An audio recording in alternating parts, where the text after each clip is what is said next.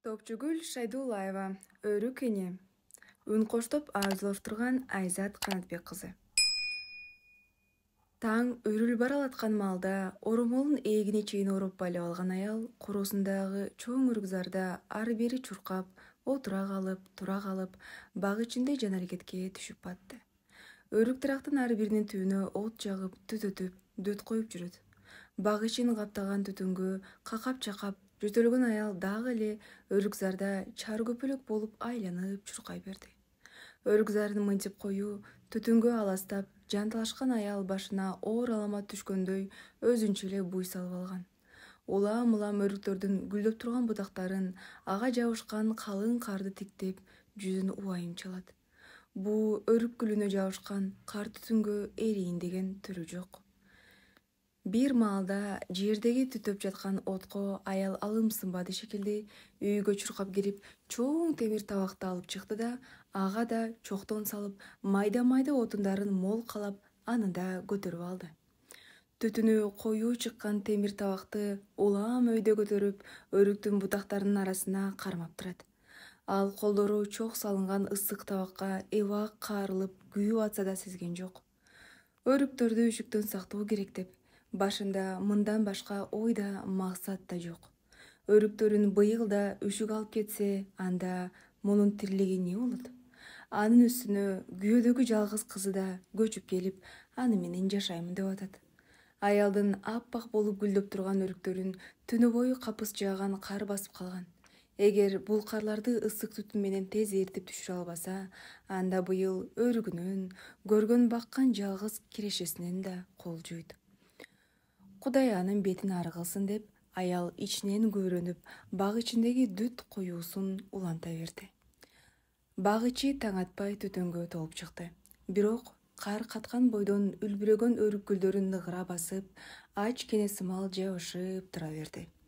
Түтүндөн улам кар музга айланып калгандай оордошуп, ого бетер өрүктөрдүн бутагын жерге ийип салды.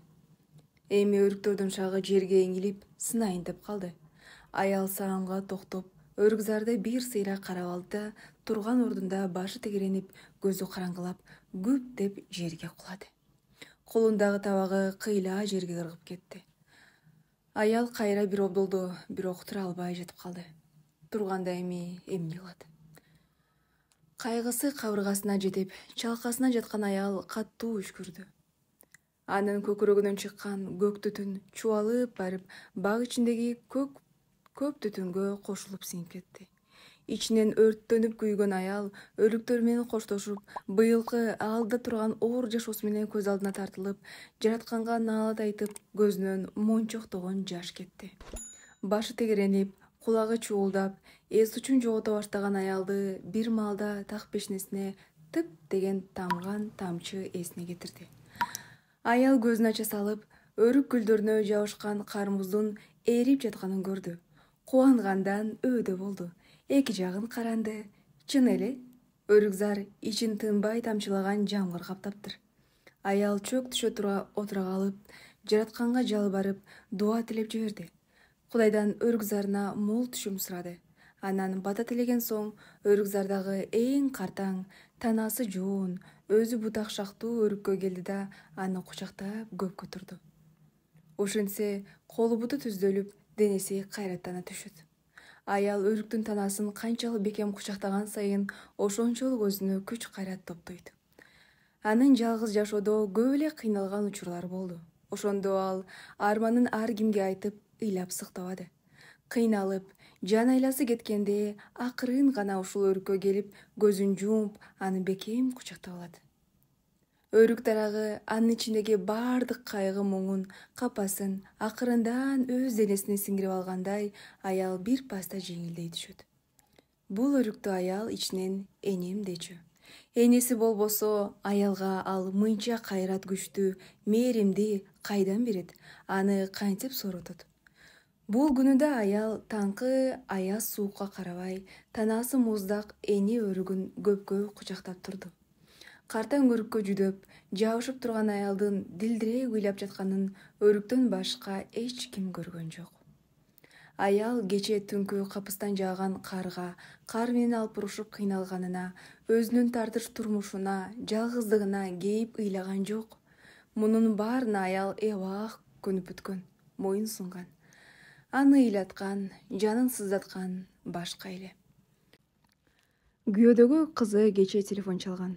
Эрим менен биротоло ажыраштым. Бүттү. Тажадым. Мындан артык чыдабаймын. Кызымды алып эртең үйгө көчүп барам. Мени кубалаба, апа. Күйөөң менен жаша деп кыйнаба, апа, деп жалтыраган. Муну уккандан бери аял мунга батты. Өзү да атасыз чоңойгон, кызы да атасыз өстү, өз энеси да атадан эрте калган. Эми кызы жалгыз калып, небере кызы да атасыз өсөбү? Бул эмнеси? Буларга ата, буйруган эмеспи? Бул эмне деген кайталана берген тагдыр, пешене. Мындан качып кайда барат? Кызына өмүр бою бакыт тилеп келбеди беле? Арык аял өрүккө ушунчалык жабышып алган, анын үстүнөгү эски кара кыжым чапандын өңү да өңүп, өрүк тарагы түспөл, анын бак ичинде өрүк кучактап турганын бир караган киши байкабайт да эле. Үн чыгарбай ичинен боздоп ыйлаган аял бир топто барып соороду. Өрүктү кучагынан бошотту. Анан кыйшая түшкөн оромолун оңдоп, көзүнүн жашын алаканы менен арчыды. Буулуккан көкүрөгү жеңилдегенсип шуу үшкүрүп алды. Башын көтөрүп, бутактары коргон толоо жайылып турган барпайган өрүк энесинин гүлдөрүн карады.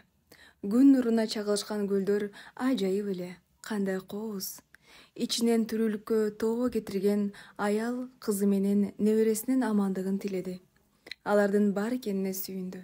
Эртең тосуп алганга камнайын деди. Кайраттана түшкөн аял өрүк энесин алаканы менен сылап, кадим энесин өпкөндөй кучактай өп, анан өрүкзарда ар кайсы өрүк түбүндө чачылып жаткан чала күйүп, чечала болгон отундарды, гүлдү четинен жыйнап кирди. Аялдын көңүлү бир аз да болсо тынчыганы анын кыймылынан көрүнүп турду.